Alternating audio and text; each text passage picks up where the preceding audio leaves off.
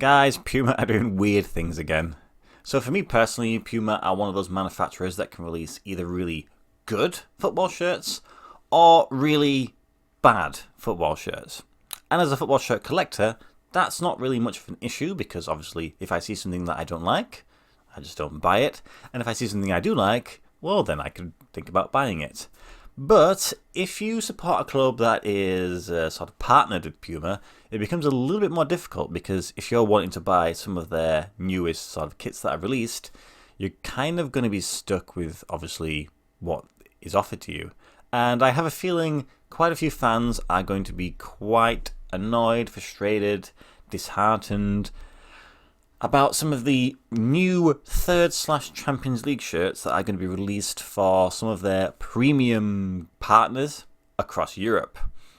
These these shirts have been rumoured and leaked and sort of discussed for probably quite a few months now. And to be honest, for the most part, I've ignored those. Primarily because leaks, you can just never know if it's true or not. And the second part was I just didn't want it to be true.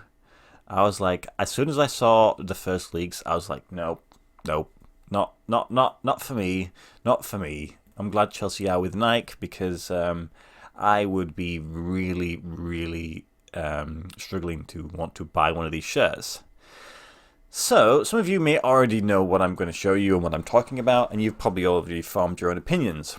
So, there's going to be some people watching this, or certainly people around the world, who will actually like these shirts, and there's nothing wrong with that. I think that's great. We all have different opinions, and if you are of that opinion, let us know, because I think it would be cool to know your thoughts, and maybe we could sort of find a common ground, and maybe you can bring me round to thinking that they're not too bad. So, for those of you who are unaware, I'm talking about these shirts that have been released, or are going to be released. These are not the final images. These are still kind of leaks, but they're near as damn it can be what is. Now, it won't have the blue footy headlines watermark strewn all over it.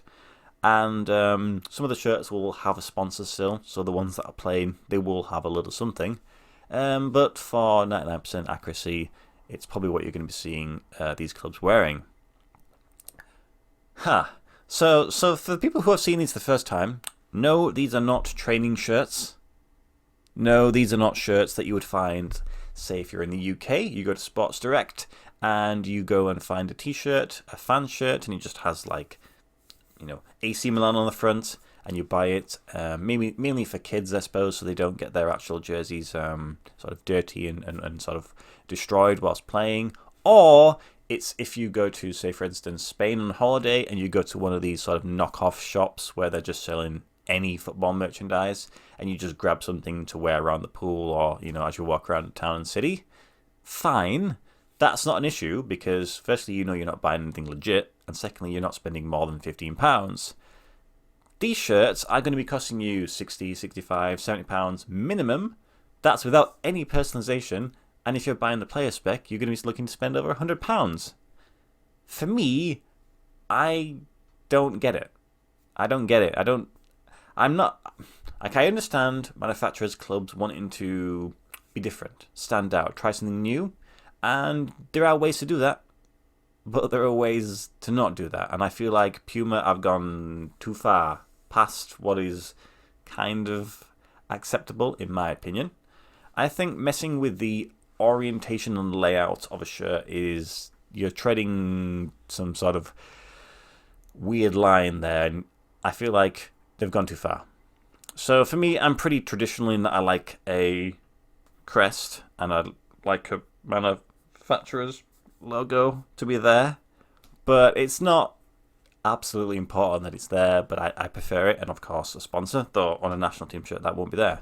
So with like Puma in their national team shirts, certainly for like Euros, they started squishing them together, and I was of the opinion, like a lot of people, that it just didn't quite work. But in comparison to the club shirts that they've released, they look great. I think the idea behind what they're doing, and I think I read this correctly, is that they're not going to put the crest on because crests can change, but the team will always be who it is.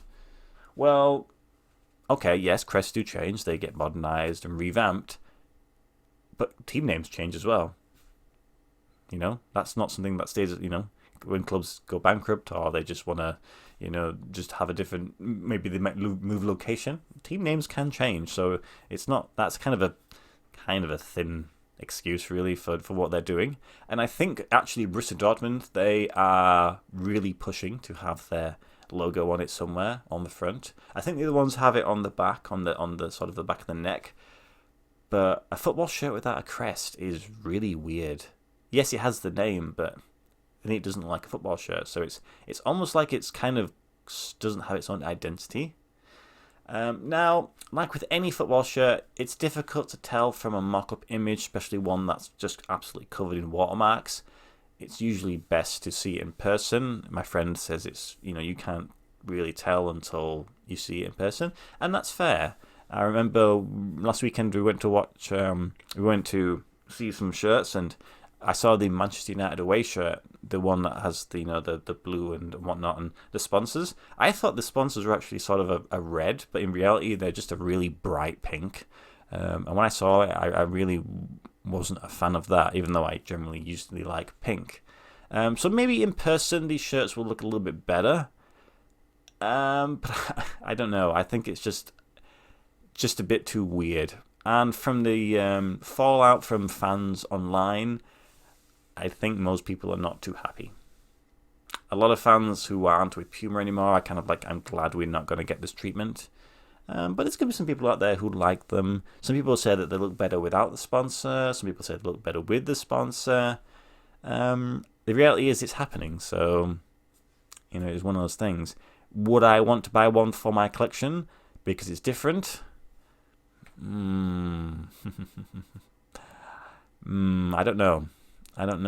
Thing is, I think I have every club represented already that they're going to be doing it with. You know, I've got PSV, AC Milan, Krasnodar, Marseille, Stade Rennais, and I don't go for the English team, so I think I've got everybody covered. Valencia. So I think I will probably avoid buying this shirt, but yeah, it's just weird. I thought I'd do a video on it because, for the most part, club shirts that are a little bit different are kind of cool, but this one I just don't get. So please let me know what you think. Let me know, is it a good idea? Can you ignore the fact that it doesn't look like a football shirt? Are you going to be buying any? Are you going to be collecting any?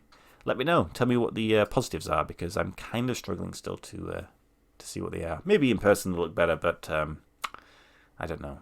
I don't know what Puma are thinking. Anyway, that's it. Just a quick one for this video. Hope you all enjoyed the video, and I will see you in the next one. Goodbye.